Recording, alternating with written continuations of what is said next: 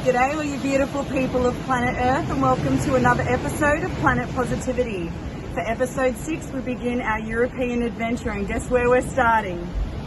We're starting in France, or as we say in Australian, France.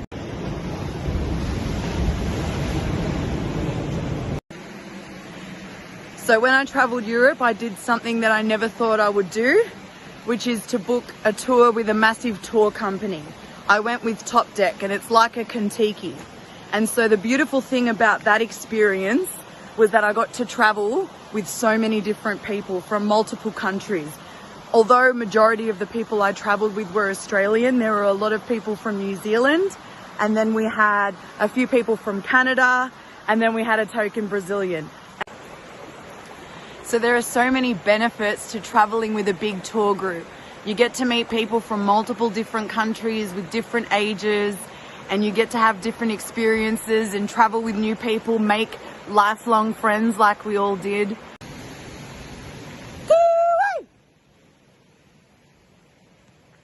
I've lost my mate. Caw-caw!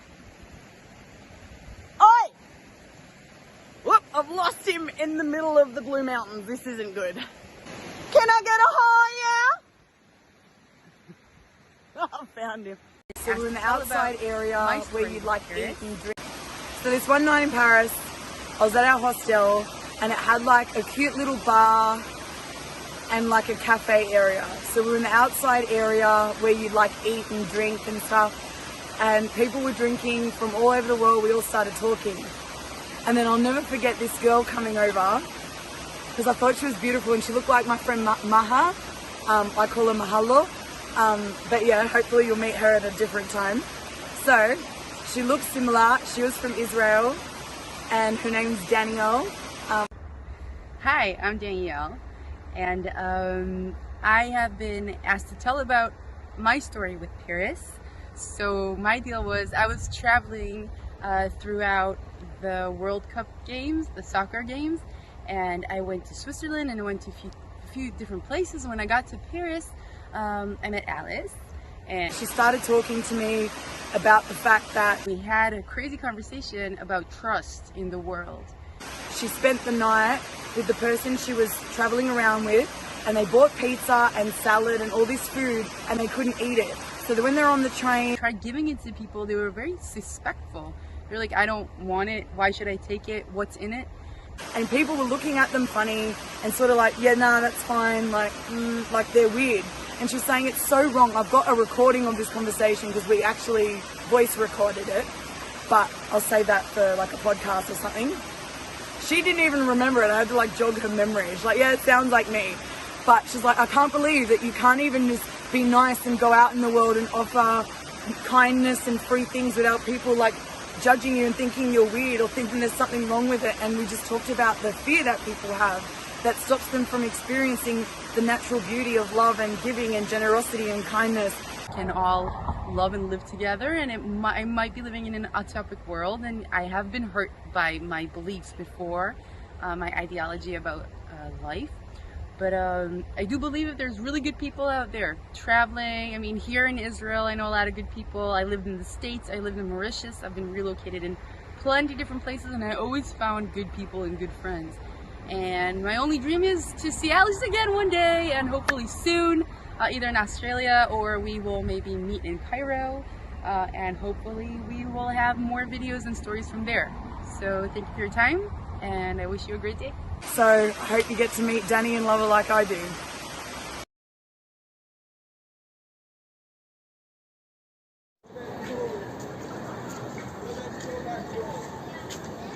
So we went to the Eiffel Tower at like 2 in the afternoon, me and the token Brazilian friend of mine, Gabriel, but I call him Gabs. It's an Aussie thing to like nickname friends.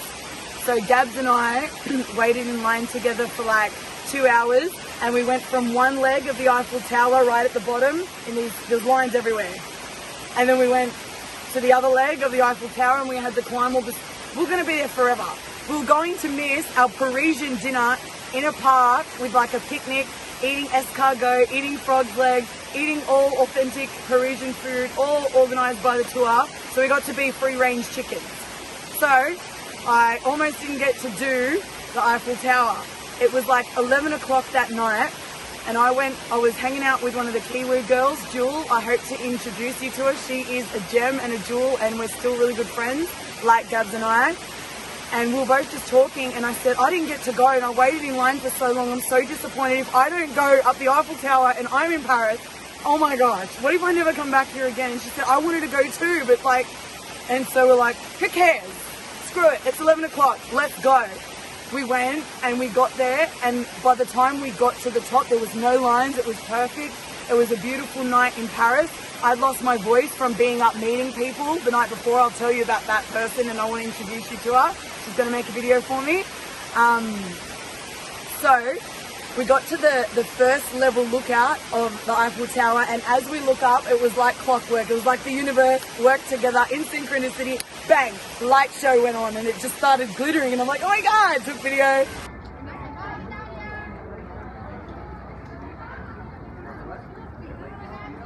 Welcome to Paris at sunset.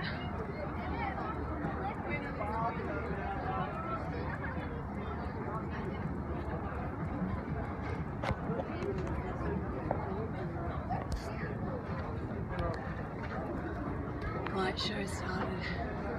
Come down on that.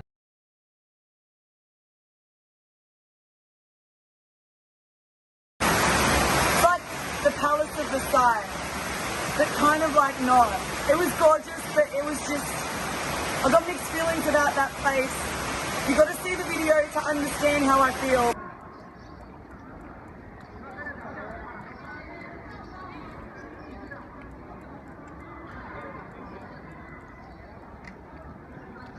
As much as I want to be loved unconditionally and ridiculously extravagantly, someone built this for me, you know what I'd say to them?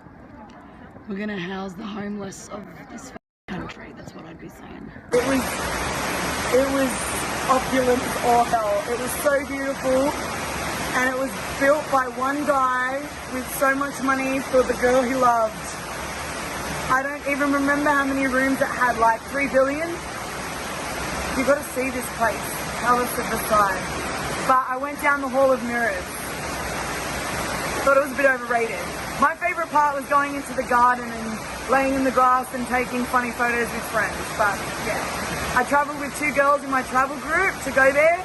Other people wanted to do different activities, and we had a great day together. It was beautiful. I have great memories with them. And that's what travel is about. It's not just seeing stuff, it's the company you meet and you make, and the experiences you have and the memories.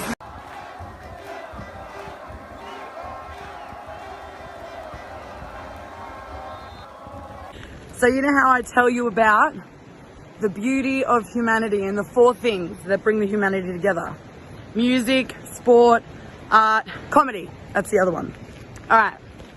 So I got to tick off a few of those boxes when I was in Nice in France. Oh, that wind, my goodness. Hope it doesn't affect my recording, and I'm sorry if it does. So I got to be in Nice in France the night that France finally got into the grand final of the World Cup. Now in Australia, we call that football soccer. And it's not as big in Australia as it is in the world, as I learned. How rude that the earth is not cooperating with me today. To be able to be in a country that got into the grand final of the World Cup, the only thing I think that could top that is being in the country that wins the World Cup. This thing was next level. We all tried to go to bed early in our tour group at like 9 to be up ready to leave again in the morning. We couldn't sleep. The town was erupting with passion. And so a couple of people and we all got up, we got amongst it. And in the streets, there were ambulances pumping the woo, woo, woo. I didn't even believe that something has gone wrong. I think they were just celebrating. Everyone was just so happy. And to be honest, I didn't even follow any country with the World Cup. But I had so much love for France and for the people, and I wanted them to win that year just because I was there and I got to get amongst it. But I'll tell you, for a first timer and someone who's not really that into soccer, football, whatever you want to call it, yeah, it was Magnona. which is crazy in Arabic. As crazy as this weather right now, oh my gosh! Wow.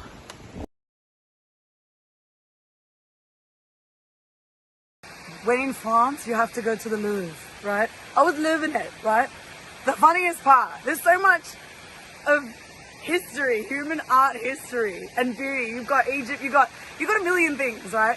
I was there, how long? We had like 2 to 4 hours, I think, somewhere around there.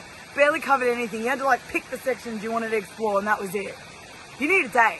I didn't even get to cover what I wanted, but you know, you got to see the Mona Lisa. All due respect, but in saying this, can you just pan over to a leaf just there? Everyone went to go take a photo of this leaf, whereas on the opposite wall, wallahi, and I've got a photo of the painting. You have something, a massive masterpiece. It just, nobody was looking at it. It was triple the size and no one was looking at it. At one stage, they had security full time. They had barricades for this thing. It was like, it's like if you ever go to Gundagai in Sydney, have you ever seen the dog on the tucker box? My dad's like the squirrel in the nutshell, like it was nothing. Anyway, teeny tiny, wait for ages. One of the security guards, I went to take a photo and it was mostly of everybody like with their phones reaching out to this thing. They're not even looking at it with their eyeballs and appreciating it. And the security chick looked at me, blocked the entire painting with her head. I didn't even care. I didn't even care. You can see it. You can see that online. If you're gonna go, then take a photo. Are you seeing it? No, you're seeing it online. Crazy. This is the thing that, you know, Notre Dame, you know, the one that burned down. I'm talking to you, you're here, right? I got to see it before it burned down. I was furious. I'm standing there, not in line to go in. I'm just looking at this thing because I've never seen anything like it in my life. It's like a church, right? But the detail is just, every centimeter is just so much detail. And I'm looking at this thing and I'm just in awe. I didn't get my camera out and take a selfie with it. I didn't take a single selfie. But the recording speaks for itself, what I saw people doing. They just didn't appreciate it. It was just about, you know, the gram or whatever.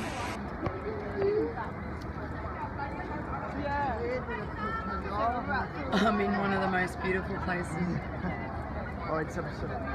And people are taking photos and lining up.